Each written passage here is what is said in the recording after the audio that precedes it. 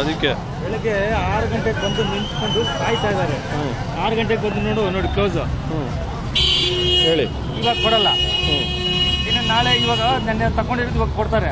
ಮಿಕ್ಕಿದ್ದು ನಾಳೆ ತಗೊಂಡ್ತಾರೆ. ನೀವು ಎಷ್ಟು ಗಂಟೆಗೆ ಬಂದು ನಿಂತಿದ್ದು? ನಾನು ಬೆಳಗ್ಗೆ 7 ಗಂಟೆಗೆ ಬಂದು 8 ಗಂಟೆಗೆ ಬಂದು 12 ಗಂಟೆಗೆ ಹೋದೆ. ಇವಾಗ 2:30 ಇವಾಗ ಟೈಮು. ಅರ್ಧ ದಿನ ಕೊಡ್ತಾರೆ, ಅರ್ಧ ದಿನ ತಗೊಂತಾರೆ. ಓ ಯಜಮಾನ್ಲು ಇಲ್ಲ.